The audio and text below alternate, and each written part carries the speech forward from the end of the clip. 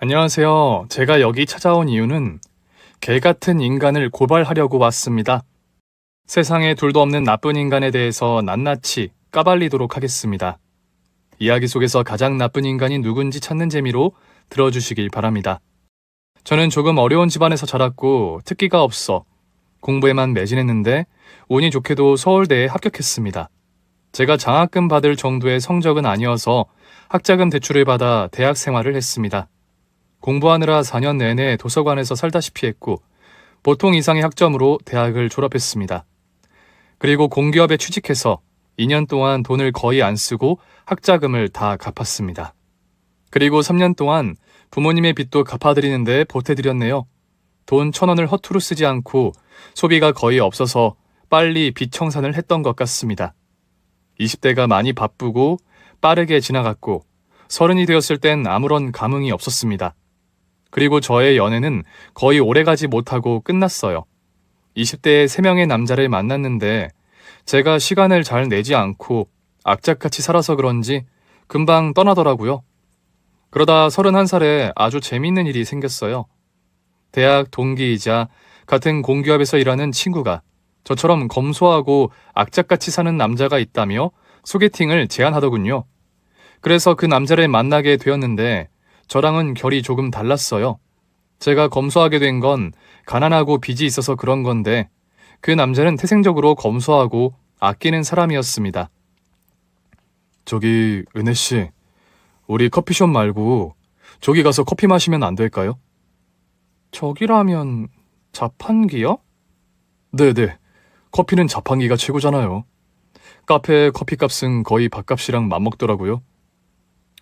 그러면 제가 카페에서 커피 살게요. 아니에요. 은혜씨가 고생해서 번 돈을 그렇게 쉽게 써서 되겠습니까? 제가 자판기 커피 사드리고 식사는 제대로 된 곳에 가서 사드리겠습니다. 네, 좋아요. 저도 카페에서 커피 사 먹는 거 돈 아까워서 잘 안 해요. 첫 만남에 자판기 커피를 뽑아서 길바닥 벤치에서 대화를 나누었고 식사하러 6,000원짜리 한식 뷔페에 갔답니다. 저를 그리로 안내하며 해맑게 웃는 남자의 얼굴을 보니 제가 싫어서 거기로 데려간 것 같지는 않았어요. 여기가 제 단골인데 진짜 맛집이에요. 저는 여기보다 맛있는 집을 본 적이 없습니다. 게다가 반찬이 매일 바뀌어요.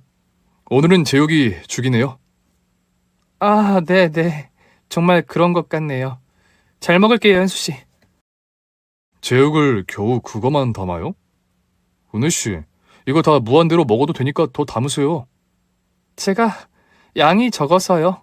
먹고 부족하면 더 먹을게요. 양이 적으시구나. 네, 그럼 어서 앉아서 밥 먹읍시다. 그와 저는 둥근 접시에 담은 식사를 먹으며 대화를 나누려는데 식당 안에 사람들이 너무 많아서 말소리가 거의 들리지 않았어요. 그래서 그냥 식사만 하고 나왔답니다. 그 남자에 대해 하나둘씩 알아갔는데 평범치 않은 사람이 분명했습니다. 어릴 적부터 알바를 해서 스스로 용돈을 벌어 썼고 부모님께 손 한 번 벌리지 않고 지금까지 살아왔답니다. 대학도 돈이 아까워서 가지 않고 일찌감치 자격증을 따서 기술자로 일하고 있다네요.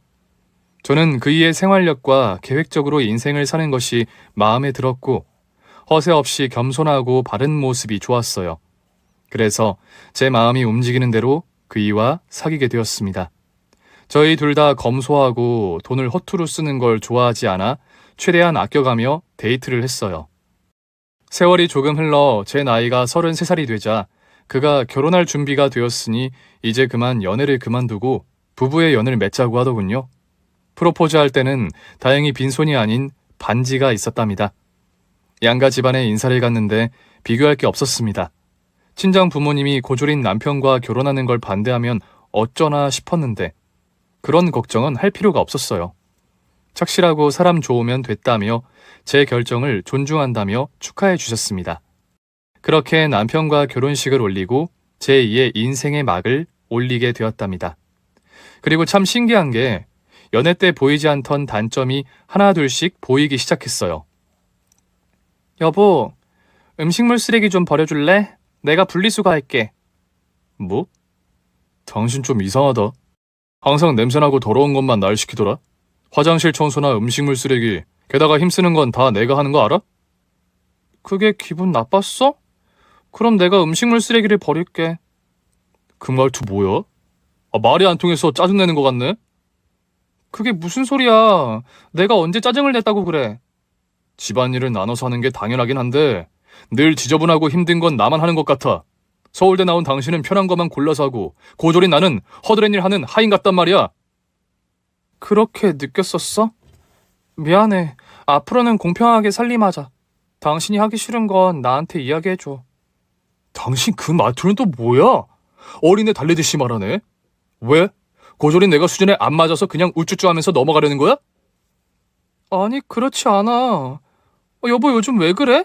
내가 무슨 말만 하면 불만을 표현하네? 당신 은근히 사람 무시하는 경향이 있어. 서울대 나와서 공기업 다닌다고 잘난 척하는 것 같단 말이야. 그이가 억지를 부리며 하는 말이 당치도 않아 절대 그런 게 아니라고 대답했습니다. 객관적으로 다른 집 부부들이 어떻게 살림을 나눠서 한다. 지금 우리처럼 지내는 게 보편적이다. 라고 말했더니 이번에는 다른 집 남편들과 비교하느냐고 화를 내더라고요. 다른 집 남편들은 군말 없이 하는데 나는 가방끈이 짧아서 속이 좁았나 보네. 미안하다, 못 알아들어서. 여보, 왜 자꾸 삐뚤어진 대답만 하는 거야? 당신이 계속 날 무시해왔잖아.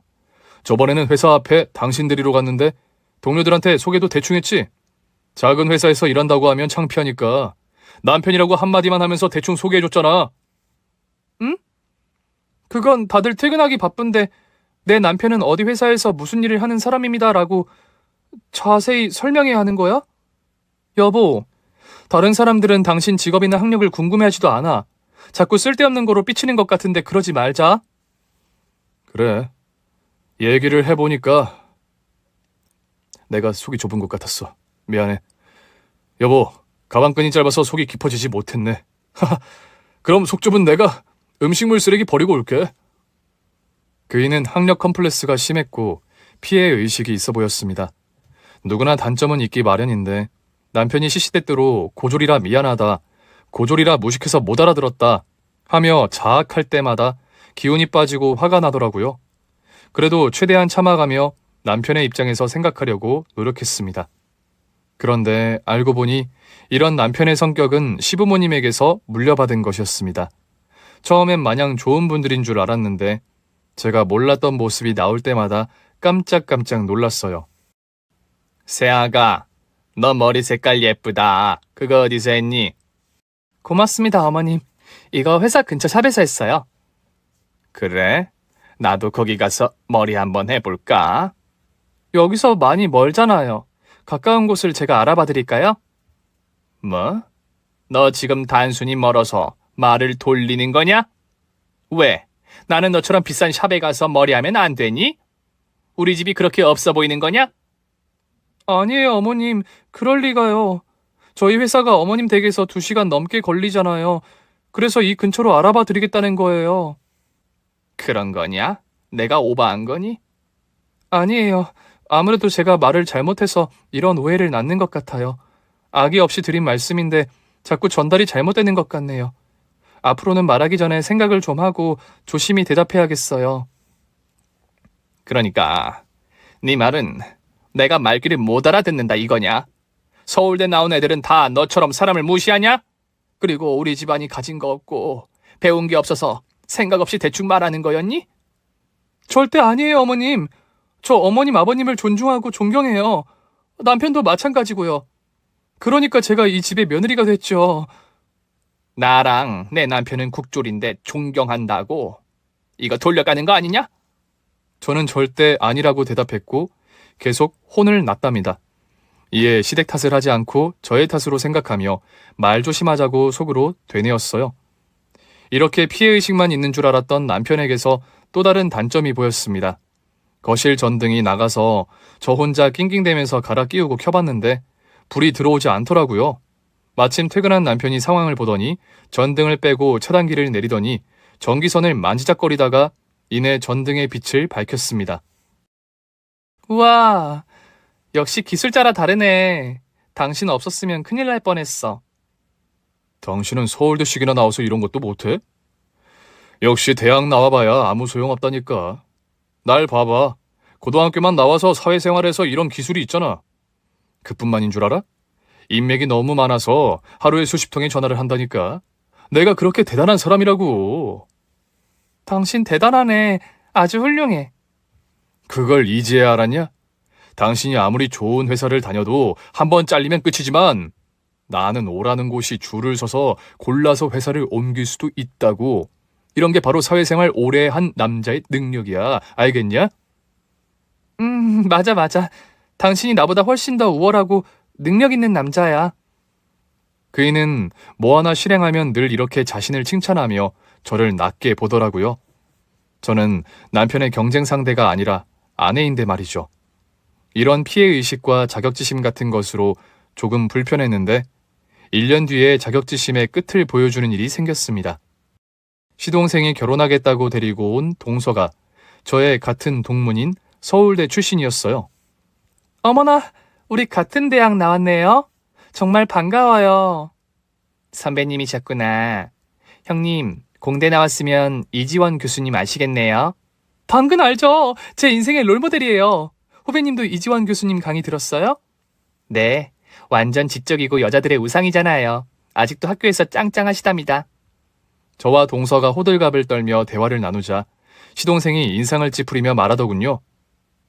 형수님, 자기야, 저 사람 지금 서울대 나온 거 너무 티내는 거 아니야? 우리 집안이 고졸 이상 학력이 없는 걸 알면 앞에서 이러는 건 좀 아니지 않나? 자기야, 왜 그래? 우린 그냥 반가워서 수다 떠는 거잖아. 대학 이야기 빼고 대화해. 앞으로 서울대 이야기는 여기서 금지. 내 아들 말이 맞다. 너희들이 쌍으로 잘난 척하는 걸 보니 기분이 떨떠름하구나. 네, 어머님. 앞으로는 조심하겠습니다. 저와 동서는 잘못한 게 없지만 그냥 죄송하다 고개를 숙이고 넘어갔습니다. 시댁 식구들은 컴플렉스에서 벗어나지 못하고 계속해서 저와 동서에게 날을 세우고 대했어요. 그런데 1년 뒤 엄청난 사건이 벌어졌습니다. 시아버지가 물려받았던 똥땅이 개발지역으로 지정되면서 급등하게 되었는데 무려 30억으로 올랐답니다. 자, 다들 잔을 들어라. 이제 고생 끝, 행복 시작이야. 여보, 난 이런 날이 올 줄 알았어. 개고생 끝에 넋이 나가네.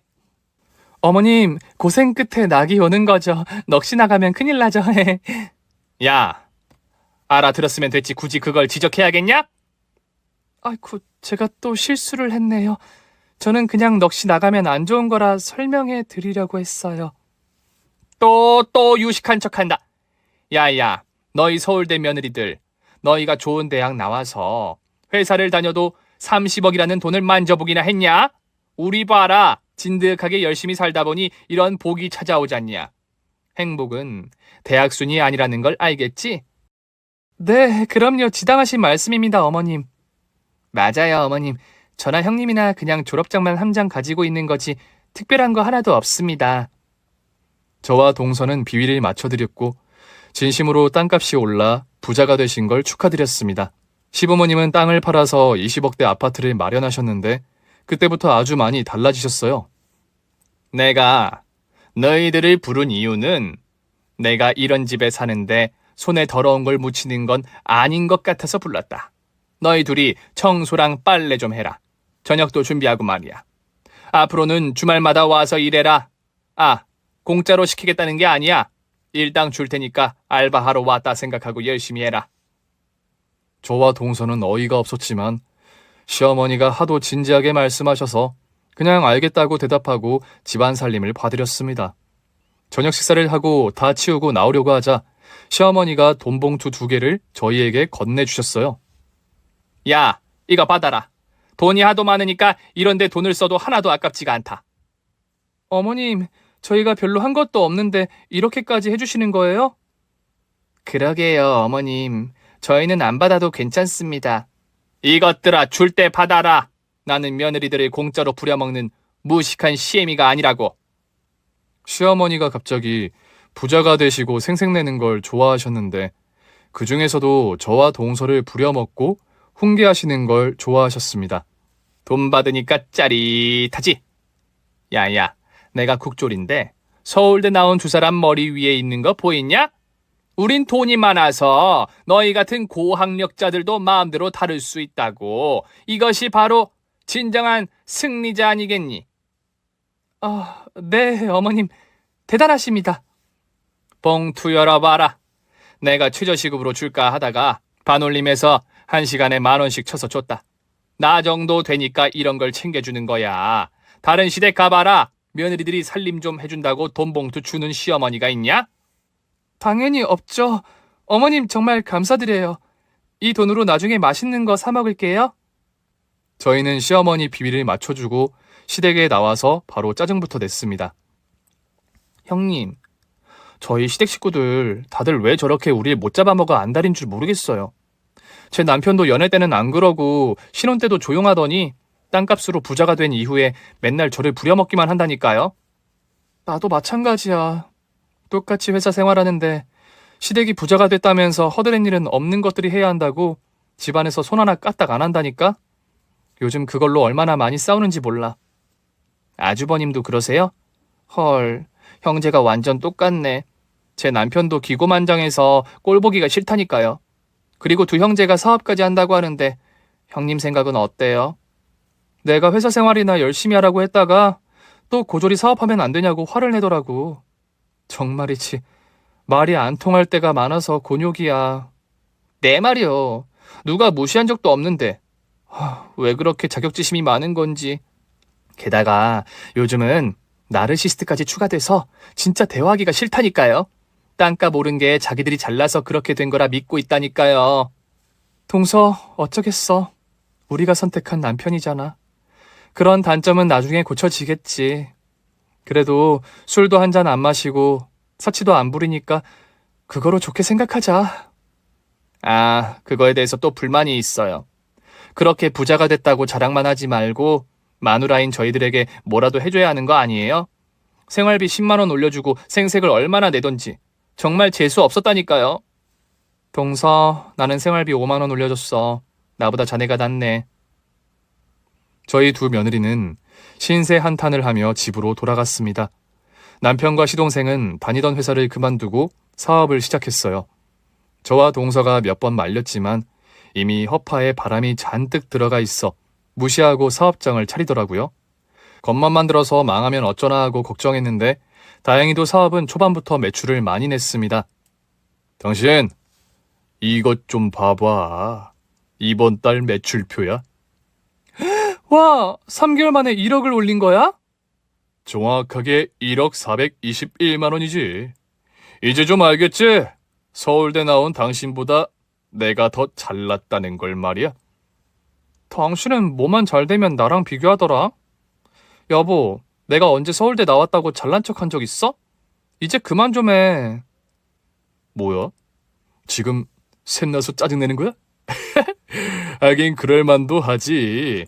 고졸 무식자가 서울대 나온 사람보다 월등하게 성공했으니 배가 아플 만도 하지. 그래, 오늘은 당신 짜증을 다 들어줄게.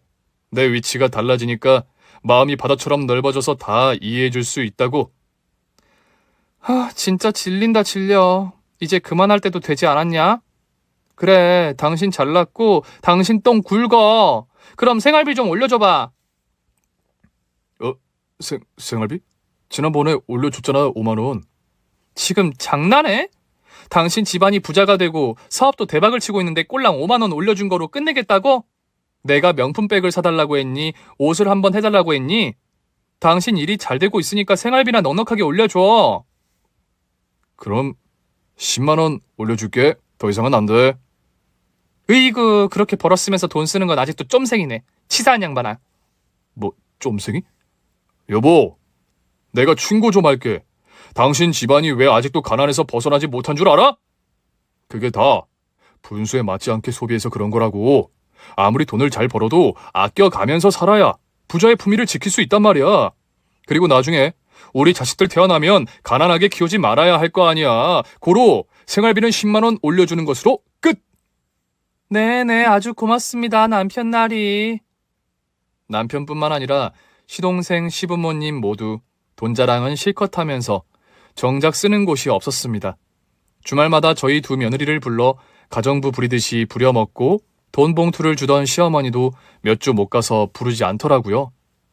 남편과 살면 살수록 결혼을 잘못한 것 같다라는 생각을 했었는데 결혼 3년 차에 제대로 정이 떨어지는 일이 벌어졌습니다. 제가 건강검진을 받았는데 위 내시경 중 암이 발견돼서 병원에 입원하게 되었어요. 여보, 큰일이다. 나 어떡해? 너무 무서워. 무섭긴 뭐가 무서워. 내가 있잖아. 옆에서 지켜줄 테니까 당신은 치료나 잘 받아. 항암 치료랑 수술만 잘 버티면 완치되는 건 시간 문제라고 했잖아. 내 나이에 암이 웬 말이야. 진짜 충격이야. 그런데 말이야. 당신 암보험 들었어? 아니, 당신이나 나나 실비랑 사망보험만 들었잖아. 그럼 내 돈으로 수술비를 내야 하나? 당신 지금 카드 가지고 있어? 저는 기가 막혀서 남편의 뺨을 세게 한 대 날려줬습니다. 왜 때려? 이 인간아. 마누라가 암에 걸렸는데 수술비 나가는 게 아깝니? 그리고 실비로 돌려받을 수 있잖아. 실비는 100% 안 줄걸? 내 돈이 나갈 수밖에 없을 거라고. 갑자기 돈 나갈 생각하니까 심장이 막 떨려. 이런 나쁜 놈아. 암 걸린 마누라는 걱정도 안 되고 병원비 나갈 게 아까워서 걱정이냐? 내가 이런 인간이랑 결혼해서 3년을 살았다는 게 참으로 대단하다. 나가! 꼴 보기 싫으니까 나가라고. 난 그냥 현실적인 이야기를 한 거야. 뭘 이런 걸로 화를 내고 그러냐. 입 닫고 나가라고. 한마디만 더 하면 싸대기 한 대 더 날라간다? 저는 이런 한심하고 옹졸한 남편과 결혼 생활을 했다는 게 너무 한심스럽고 부끄러웠습니다. 성실하고 착한 것만 보고 결혼했는데 그 뒷면에는 이해할 수 없는 모습만 보여서 후회가 크게 되었어요. 며칠 뒤 항암 치료를 한 차례 받게 되었는데 정말 끔찍하게 고통스럽더군요. 이걸 수술 후에도 또 해야 한다고 하니 몸서리치게 싫었습니다. 형님, 괜찮으세요? 얼굴이 반쪽이 되셨어요. 여보, 괜찮아? 내가 잘못했어. 당신한테 상처 주는 말을 해서 정말 미안해. 당신이 사과도 할 줄 아네. 나 안 괜찮아. 아파 죽겠어. 당신 오늘부터 어디 가지 말고 내 옆에서 심부름하고 수족이 되어줘. 내가 사무실을 오래 비우면 안 되는데. 지금 마누라보다 일이 중요하다 이거야? 아니야, 옆에 있을게. 동생한테 시키고 나는 여기서 당신을 지킬게. 여보, 힘내. 이제 수술할 거니까 그것만 버티면 살 수 있을 거야. 그래, 난 쉽게 가지 않을 거야. 당신이 벌어다 주는 돈으로 코도 풀고 똥도 닦을 거야. 당신 농담도 잘하네. 그래, 하고 싶은 대로 다 해. 그러니까 잘 버텨야 해. 알겠지? 당연하지. 나 김은혜 120세까지 살 거야. 남편은 저에게 말실수를 한 게 많이 미안했는지 병원에서 24시간을 보냈어요. 화장실 갈 때도 저한테 허락을 받고 갔죠. 그리고 얼마 뒤 준비가 되었을 때 수술을 받게 되었어요. 그이는 수술실 안으로 들어가는 저의 손을 잡고 꼭 건강한 모습으로 다시 만나자고 따뜻하게 말해주더군요. 이제야 사람이 좀 되려나 싶어 수술 뒤 달라질 인생을 상상하며 차가운 수술실 안으로 들어갔습니다. 그리고 수술이 끝난 건 느껴졌는데 제 눈은 떠지지 않았고 몸은 움직일 수 없었습니다. 삐삐 거리는 기계음이 귀에 들렸고 소독약 냄새가 났죠. 그리고 가끔 간호사가 와서 뭐라고 말하는데 제가 중환자실에 있다는 걸 알 수 있었습니다. 김은혜 환자님, 가족들이 밖에서 기다리고 계세요. 빨리 깨어나셔서 일상으로 돌아가셔야죠. 링거 갈아드리고 나갈게요. 저는 정확하게 말소리를 듣고 대답하려고 입을 열려고 했는데 역시나 꿈쩍도 하지 못했습니다. 그리고 얼마나 많은 시간을 잠들었는지 모를 만큼 긴 시간이 지난 것 같았는데 아직도 눈앞은 캄캄했어요. 눈꺼풀을 들어 올려야 한다는 건 알지만 제 의식대로 되지 않았습니다. 이게 말로만 듣던 코마 상태였나 봅니다. 귓가에 사람들 목소리는 잘 들렸어요. 그중 동서의 울음소리가 가장 크게 들렸답니다. 우리 형님 어떡해요? 식물인간이라니. 수술하러 들어갔다가 사람이 이렇게 나올 수가 있는 거예요? 아주버님, 우리 형님 어떡해요? 재수 씨, 수술 전에 이런 일이 있을 수 있다고 고지했잖아요. 이렇게 된 걸 어떻게 하겠습니까? 기다려 볼 때까지 기다려야죠. 제 아내는 힘내서 깨어날 겁니다. 그렇겠죠. 깨어나겠죠. 형님, 벌써 한 달이 지났어요. 어서 좀 일어나요. 저랑 같이 쇼핑도 가고 맛있는 것도 먹으러 가자고요. 그리고 저희 둘이 여행도 가기로 한 거 기억하시죠? 그 약속 안 지키면 저 형님 평생 미워할 거예요. 재수 씨, 그만 오세요. 그러다 쓰러지겠어요.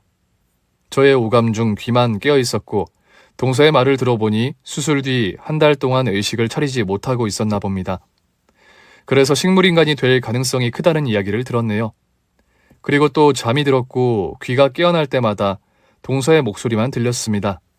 형님, 어서 일어나세요. 아주버님이 형님 부모님이랑 이야기해서 존엄사를 하겠다는 소리를 했어요. 존엄사라니. 정말 미친 짓 아니에요?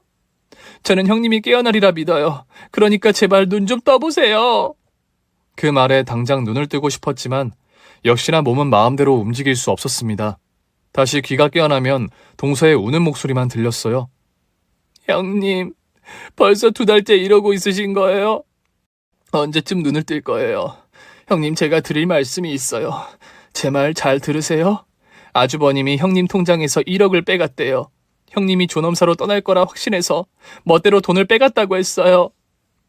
남편놈이 제 돈을 빼갔다는 말에 부하가 치밀더군요. 안간 힘을 써서 깨어나려고 시도했지만 아직 역부족이었습니다. 형님, 그뿐만이 아니에요. 아주버님이 다른 여자를 형님 집에 데리고 와서 동거하고 있어요. 이게 말이 돼요? 형님이 아직 이렇게 숨쉬고 있는데 다른 여자랑 형님이 쓰던 침대에서 그 지랄을 하고 있다고요. 이게 말이 돼요? 이런 개자식을 그만두고 떠나시지 않을 거죠? 그 순간 제가 반응했는지 동서가 소리를 꽥 질렀습니다. 어머! 방금 발가락을 꼼지락거린 거죠? 형님, 제 말이 들리는 거죠? 안 되겠다, 형님. 제가 진짜 충격적인 걸 들려드릴게요. 동서가 핸드폰 꺼내는 소리를 내더니 영상 파일을 켜서 제 귀에 가까이 가져다 댔어요. 이윽고 남편과 시어머니의 대화 소리가 정확하게 들렸어요. 엄마, 은혜 통장 건드려도 괜찮을까? 그럼 걔는 이미 가망 없어. 어차피 곧 퇴질년이니까 그냥 네가 가져가도 된다니까. 요즘 그 유행어 알지? I am 쉴래요. 엄마 말 믿어라. 좋았어. 그럼 이 돈으로 엄마랑 동생이랑 나눠줄게. 아이고, 우리 효자 고맙다. 잘 쓸게. 나는 다음 주에 새 마누라랑 신혼여행 가기로 했는데 다녀와도 괜찮겠지? 아직 마누라 숨이 붙어있어서 가도 되려나? 아이고, 걱정도 팔자다. 그녀는 퇴질년이라고 몇 번을 말해야 알겠냐? 너 여행 다녀오고 바로 존엄사로 보내버릴 거니까 걱정하지 말고 다녀와라. 그리고 엄마, 그년 사망보험금 나오면 선물로 외제차 한 대 뽑아줄게. 우리 효자 고맙다. 그럼 어서 여행 갈 준비해. 그리고 이왕 신혼여행 가는 거 허니문 베이비 만들어서 돌아오면 좋겠다. 알겠어. 최선을 다해볼게. 두 사람의 목소리는 거기서 끝이 났습니다. 영상이 끝나자 동서가 핸드폰을 치우고 말했어요. 형님, 이것들 다 우리가 박살내자고요. 당장 정신 차려요. 발가락 꼼지락 거려보라고요. 응? 소리 냈다. 형님, 제 말이 들린 거죠? 힘내요. 젖 먹던 힘까지 내란 말이에요. 이렇게 후레지아 스티브 잡쓰레기 머더버커. 지저스 크라이스트, 기적이로다. 우리 형님이 눈을 뜨고 일어나셨다, 형님. 저는 침대에서 벌떡 일어나 산소 호흡기를 떼어버리고 손등에 꽂힌 링거 바늘을 뽑아버렸습니다. 동서, 내가 돌아왔어. I'm come back. 형님 깨어나셨군요. 형님이 일어나셨다. 동서는 저를 와락 끌어안고 통곡하더군요. 그 소리에 의사와 간호사들이 달려와 멀쩡하게 서 있는 저를 보고 뒤로 자빠졌습니다. 세상에 이럴 수가. 기분의 환자님, 정신이 드세요? 네, 아주 또렷하게 정신이 드네요. 의사 선생님, 간호사 선생님들 모두 이 일을 비밀로 해주셔야겠습니다. 네, 알겠습니다, 환자님. 저는 복수를 위해 이를 갈았습니다. 동서와 둘이 조용히 작전을 세웠습니다. 남편과 시댁을 싹 다 쓸어버리기 위해 서울대 출신 여자 둘이서 머리를 짜냈답니다. 며칠 동안 동서가 고생해서 준비를 다 해줬고 저는 병실에서 여기저기 전화를 돌렸습니다. 그리고 모든 준비가 완료되자 동서가 시댁 식구들에게 전화를 걸었어요. 저의 존엄사를 조금 앞당기게 되었다고 거짓말해서 온 식구를 병실로 모이게 했습니다. 저는 식물인간인 척 누워서 연기를 했어요. 다들 오셨군요. 이제 우리 형님을 보내줄 시간이 되었습니다. 재수씨 아직도 슬프세요? 어차피 갈 사람인데 그만 보내줍시다. 둘째 며느린 네가 이렇게 마음 약한 줄 몰랐다.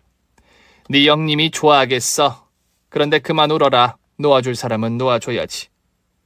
여보, 청순맞게 그만 울고 의사나 불러와. 이것들은 시간 약속을 왜 이렇게 안 지키는 거야? 다들 너무하세요. 우리 형님이 이렇게 되셨는데 하나도 안 슬프세요? 아주버님, 우리 형님 통장에 있는 돈 다 빼가고 보험금 받을 생각에 신나셨죠?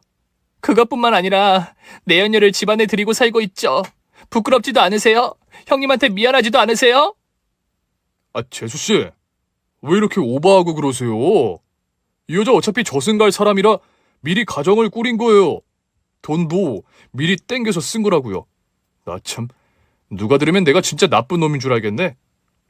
아, 재수씨, 내가 재수씨한테도 한몫 챙겨드릴 테니까 조용히 합시다. 재수씨도 돈 좋아하죠? 내가 서울대 나온 두 여자를 손바닥 위에 올려놓고 줄여나니 재밌네. 아주버님, 그럼 얼마나 주실 건데요? 1억? 2억? 아이고, 우리 서울대 출신 재수씨가 욕심이 많으시네. 그만큼은 아니지만 제가 성의는 표시할게요. 그러니까 그만 징징거리고 의사나 불러오세요. 아주버님, 그 전에 먼저 형님이랑 작별 인사하세요. 식물인간도 들을 수 있다고 하니까 어서 인사하고 보내드리자고요. 작별 인사식이나요? 아, 좋습니다. 돈 드는 것도 아니니 인사를 해보죠. 가까이 가서 하세요. 기적이 일어날지도 모르니까요. 아, 그런 일은 벌어지지 않습니다. 그럼. 남편은 제 귀에 입을 가까이 대고 중얼거렸습니다. 여보, 들려? 나한테 남겨준 재산 고맙게 잘 쓸게. 새 마누라랑 알콩달콩 이쁘게 살게. 보험금까지 잘 받아 쓸게. 굿바이. 잘 되자. 그 순간 저는 눈을 뜨고 산소호흡기를 걷어내고 남편의 귀를 물어뜯었습니다. 으아! 뭐야 이거? 귀신이야 뭐야? 이 시키야. 네가 내 돈 썩 빼서 처먹고 딴 년이랑 설립을 차렸다고. 신혼여행까지 다녀왔다며. 내가 그 소리 듣고 깨어난 거야. 이 후레기야 스티브 찹쓰레기야. 남편이 저를 밀어내려고 하자 저는 온몸을 던져 남편 등에 올라타서 계속해서 귀를 물고 늘어졌습니다. 시댁 식구들은 제가 깨어나자 얼굴이 시퍼렇게 질러버렸답니다. 그때 동서가 시동생의 멱살을 잡고 기밀 뺨치는 박치기를 해서 날려버렸습니다. 여보, 당신 뭐하는 거야? 아니 이게 다 무슨 상황이야? 식물인간이 어떻게 깨어난 거야? 아주버님이나 당신이나 시부모님 모두 똑같아. 인간이 그렇게 살면 안 되는 거라고. 우리 둘은 오늘 시댁 인간들을 응징해 줄 것이야. 동서는 시동생을, 저는 남편을 쥐어 패고 있었는데 시부모님이 달려들어 뜯어내려고 했어요. 남편이 기절을 해서 제가 시부모님을 맡았습니다. 빠싸! 오요! 호! 홀짜! 시아버지 등에 올라타서 한 손으로 시부 머리채를, 다른 손으로는 시모 머리채를 잡고 마구마구 흔들었습니다. 그러다 시아버지가 많이 놀라고 아팠는지 바닥에 털썩 주저앉아서 시어머니를 상대했습니다. 이 돼질년이 어떻게 되살아난 거야?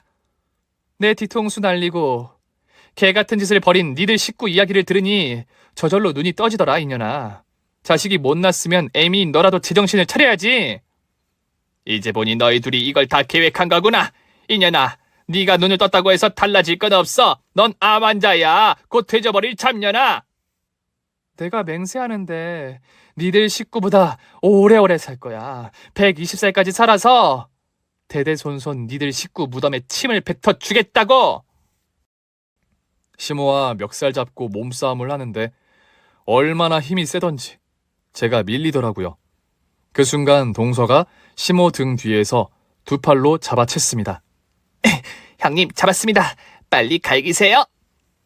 고마워, 동서. 여기까지 오게 된 건 모두 동서 덕분이야. 자네가 날 깨워줬고 오늘의 복수를 시도할 수 있게 됐어. 아직 절반도 하지 않았어요. 지금 형사들과 검사가 오고 있으니 빨리 때려잡자고요. 좋아. 간다. 이 무식하고 천박한 잡년아! 아, 야야! 방금 형사라고 했냐? 검사도 온다고?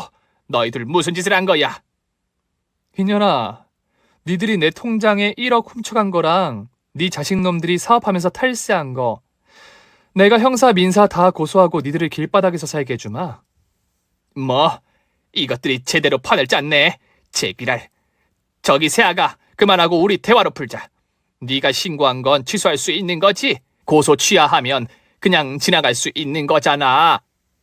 아니, 탈세는 이미 국세청이랑 검찰이 조사에 나서기로 했어. 이년아, 나 포상금도 받기로 했는데 어떻게 물러? 이게 국졸인 당신과 서울대인 나의 수준 차이라고. 이 소시오패스 더하기 사이코패스야. 저는 신나게 시모를 갈겨줬고 시댁 식구를 일렬 횡대로 앉혔습니다. 아, 아직 수술한 곳이 욱신거리네. 형님, 괜찮으세요? 선생님이 조심하라고 했는데 너무 무리하신 거 아닌가요? 무리는 무슨. 그동안 쌓였던 분노를 풀었더니 암이 다 나은 기분이라고. 자, 이제 경찰들과 검찰들만 오면 되는 거지? 이것들 제대로 엿먹일 수 있는 거지? 그럼요. 아주버님이랑 제 남편은 일단 사업해서 뒤로 빼돌린 세금만 몰수해도 몇 억이에요. 그리고 이것들 사업을 실력이 아니라 사기로 헤쳐먹었더라고요. 나라에서 지원금까지 받아 처먹은 간 큰 놈들이라니까요. 남편과 시동생은 아직 심각성을 모르고 있는지 씩씩거리며 욕을 중얼거렸습니다. 두 형제가 아직 사태 파악이 안 되는 모양이네. 니들은 이제 새 됐어. 특히 당신. 암 투병 중인 의식 없는 아내의 돈을 훔쳐서 딴 년이랑 살림 차린 거? 그것만으로도 이혼 재판에서 판사님이 격분할 거다. 그리고 서방님이랑 둘이서 사업체 하나 굴리면서 온갖 나쁜 짓은 다 했지. 니들은 이제 끝이야. 이제 곧 교복을 다시 입겠네? 교도소 교복을 말이야. 여보, 왜 이렇게 오바해? 아, 누가 들으면 내가 진짜 큰 잘못을 한 줄 알겠네. 그냥 식물인간인 당신은 곧 돼질 거라. 딴 여자랑 살림 차린 게 뭐가 그리 대단한 잘못이라고 야단이야. 그리고 사업하는 사람들은 다 어느 정도 탈세도 하고 뒷돈 주고받고 그래. 그러다 뒤통수 치고 버리기도 한단 말이야. 그거 가지고 우리를 교도소로 보낸다고? 여보, 이 세상에 돈이면 안 되는 게 없어. 우리 집 부자인 거 몰라? 그 똥땅 대박나서 졸부된 것들이 더럽게 자랑해대네. 니들은 지겹지도 않냐? 자격지심의 피해의식, 그리고 자기들밖에 모르는 나르시스트 정신병자들아? 졸부가 망하면 얼마나 심하게 떠내려가는지 확실하게 보여줄게. 마음대로 해라. 그런데 당신, 그 전에 돼지면 어떡하냐? 지금 살았다고 해서 암이 나은 건 아니잖아. 곧 저승 갈지도 모르는데 이렇게 떵떵거려도 되는 거야? 걱정하지 마. 내가 의식만 없던 거지 수술은 성공적이었어. 이제 하암 치료 2번만 하면 말끔하게 나을 거야. 그리고 이제부터는 니들 가족이 암보다 더 무서운 벌을 받게 하겠어. 이윽고 병실 문이 열리며 경찰, 검찰이 들어와서 남편과 시동생을 탈세와 횡령, 사기로 체포되었습니다. 시부모는 법을 어긴 건 없어서 집으로 돌아갔죠. 저는 며칠 뒤 동서의 응원 아래 항암 치료를 받았는데 다행히 크게 아프지 않았습니다. 내성이 생겼는지 멀쩡하게 걸을 수 있어서 2차 치료 때까지 퇴원하고 친정에서 지냈습니다. 그리고 동서와 서울대 동문 변호사를 찾아가 이혼 소송을 하게 되었는데 먼저 탈세와 사기 등 여러 가지 사건을 재판받았는데 징역형과 재산 몰수의 선고가 내려졌습니다. 두 형제는 빈털터리가 된 거죠. 그리고서 이혼 소송을 하는데 제 남편은 불륜, 부부끼리는 성립되지 않지만 1억의 절도, 모욕 등 많은 사유로 재판을 받게 되었는데 괘씸죄까지 내려져서 수억 원의 위자료를 받게 되었습니다. 그 돈은 시부모의 집을 팔아서 해줬어요. 동서와 저는 국세청에서 주는 포상금까지 받아 챙겼어요. 시부모는 위자료를 물어주고 조금 작은 아파트로 옮겼는데 그건 역시 다 빼앗아 버리고 싶었습니다. 그런데 동서가 아주 큰 소식을 가지고 오더군요.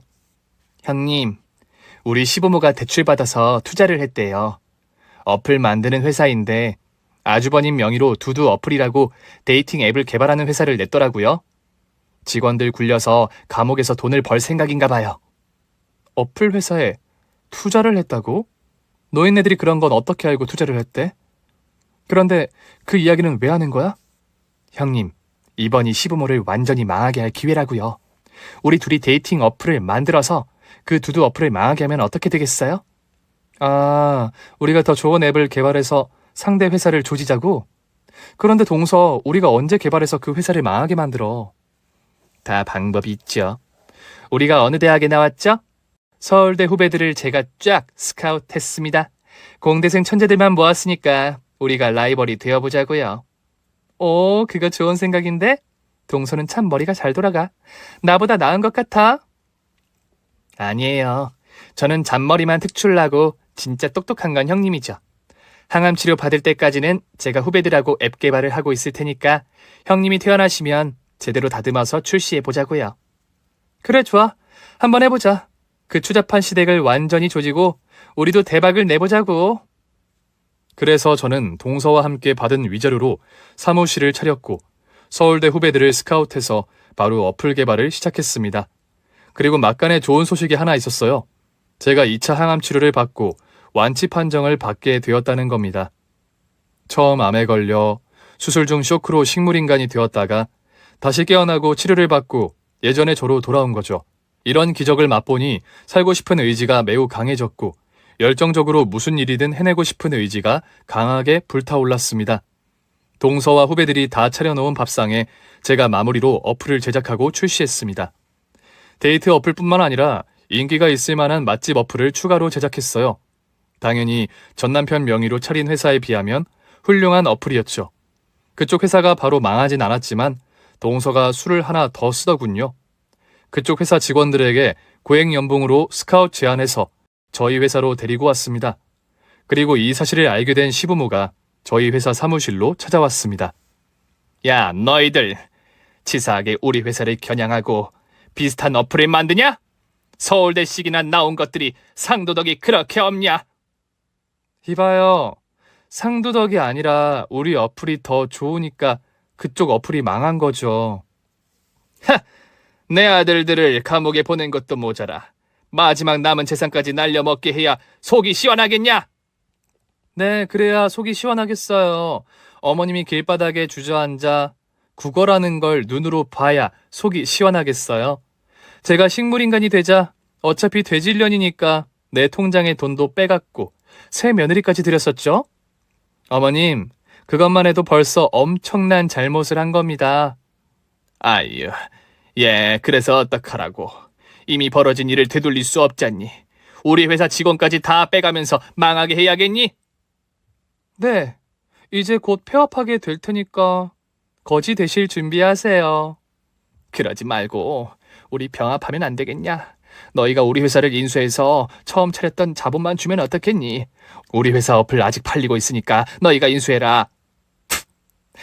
어머님, 이제 어머님네 어플 다운로드 수가 20명이던데 저희는 20만 명이에요. 어디서 약을 팔려고 하세요? 그냥 망한 거 인정하고 무릎 꿇고 구걸이라도 해보세요. 그러자 시부모가 나란히 무릎을 꿇더군요. 완전히 망해서 폐업하게 생겼으니 대출금만 좀 대달라고 하더라고요. 얘들아, 너희가 한때는 내 며느리들이었잖니. 우리 두 아들을 망하게 하고 감옥까지 보내면 된 거 아니니? 이 노부부가 노후 자금 좀 벌어보려고 한 걸 왜 방해해서 여기까지 오게 한 거야? 얘들아, 우리 회사 망하면 지금 살고 있는 아파트 경매로 넘어가고 진짜로 길바닥에 나앉게 된다. 그러니 제발 그만 싸우자. 뭔가 착각한 모양인데 싸우는 게 아니라 우리가 당신 회사를 가지고 놀고 있는 거예요. 어머님, 저희 둘한테 허구한 날 한 말 기억하세요? 서울대식이나 나와서 할 줄 아는 것도 없고 어머님 손바닥 아니라고 한 거? 그런데 진짜 서울대 솜씨를 맛보니 어떠세요? 많이 무섭다. 니들이 마음 먹으면 뭐라도 해낼 거라는 걸 안다. 나중에 이보다 더한 짓도 할 수 있다는 걸 안다고. 얘들아, 이 노부부는 좀 봐줘라. 작은 아파트 하나 남았는데 이거 넘어가면 진짜 예전보다 더 빈곤하게 살아야 한다고. 졸부는 원래 이렇게 망하는 거예요. 어머님, 그리고 우리가 원하는 그림이 바로 이런 거였고요. 여하튼 아무것도 달라지는 게 없으니 그만들 나가세요. 그래서 우릴 망하게 하고 모른 척 하겠다. 그럼 이야기 끝났네. 오늘 너희 둘이랑 나랑 같이 지옥이나 가자. 다시 그 가난한 시절로 돌아가느니 지옥에 가서 불타는 게 낫겠다고. 시어머니는 사악한 눈빛으로 저희 둘에게 달려들더군요. 이제 잃을 게 없어서 그런지 힘이 천하장사만큼이나 강하더라고요. 마지막 힘을 쓰려는 노인의 발악이었습니다. 저희는 머리채를 잡힌 채 빠져나오려고 두 팔을 휘저었지만 시어머니의 몸에는 적중하지 못했어요. 이게 바로 너희들과 나의 차이다. 못 배우고 무식한 년이 화나면 무슨 일을 벌일지 모른다고. 은혜야, 넌 식물인간에서 살아난 게 대단하다고 생각하지. 그런데 난 어릴 때 거지촌에서 쓰레기를 먹으면서 자랐어. 지옥 속에서 자란 나를 니들이 이길 수 있겠냐? 오늘 우리 셋이 같이 돼지는 거야. 시어머니가 저희 둘의 머리채를 잡고 창가 쪽으로 끌고 갔습니다. 자, 이제 끝이야. 어머님, 여기 1층이에요. 떨어져도 안 되져요. 뭐? 여기 1층이야? 젠장, 정신이 없어서 그걸 까먹었네. 그럼 어떻게 끝장내지? 시모가 고개를 돌리며 끝장낼 뭐가 있는지 두리번거리자 동서가 잽싸게 빠져나와 시모의 등 뒤에서 두 팔을 감았습니다. 형님, 지금이에요. 아우, 안 그래도 항암 치료 받으면서 머리털이 얼마 안 남았는데 그걸 잡아뜯어? 노친내야, 네 머리카락으로 다 갚아라.